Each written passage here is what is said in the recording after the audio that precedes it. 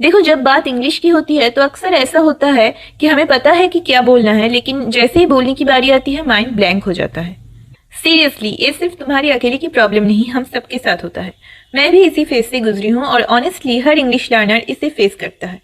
आज हम इसी बात को समझेंगे कि आखिर हम इंग्लिश बोलते वक्त फ्रीज क्यों हो जाते हैं और कैसे धीरे धीरे इसे फिक्स कर सकते हैं। इसको जानने के लिए वीडियो को एंड तक जरूर देखो। कभी नोटिस किया है, जब तुम अकेले होते हो अपने रूम में या बाथरूम में, तब फ्लुएंटली इंग्लिश बोल लेते हो।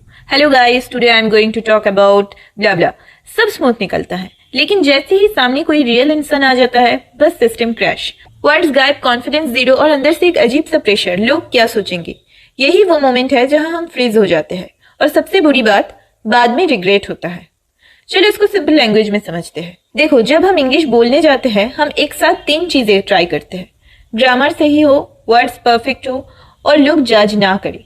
और ये तीनों एक साथ हैंडल करने की कोशिश में ब्रेन ओवरलोड हो जाता है। एग्जैक्टली जैसे फोन में 10 एप्स एक साथ खोल दो, हैंग हो जाता है, वैसे ही ब्रेन में होता है।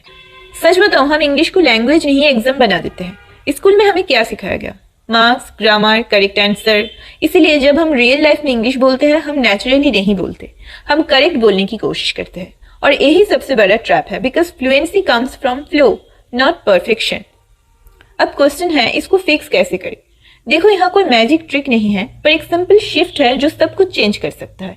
Stop trying to speak perfect English, start trying to express your thoughts. बस इतना सा डिफरेंस। एग्जाम्पल लेते हैं, जैसे तुम्हें बोलना है I didn't understand what you said. अब तुम सोचने लगते हो डिड या डिडंट, अंडरस्टूड या अंडरस्टैंड, और तुम चुप हो जाते हो। इंस्टेड तुम सिंपली बोल सकते हो sorry I didn't get it. देखा, फ्लुएंसी का मतलब कॉम्प्लिकेटेड सेंटेंस नहीं होता। फ्लुएंसी का मतलब होता है मैसेज डिलीवर करना। हम वेट करते हैं जब मेरी इंग्लिश परफेक्ट हो जाएगी तब बोलूंगी, बट रियलिटी क्या है? जब तक तुम बोलोगे नहीं तब तक वो परफेक्ट नहीं होगी। ये बिल्कुल स्विमिंग जैसा है।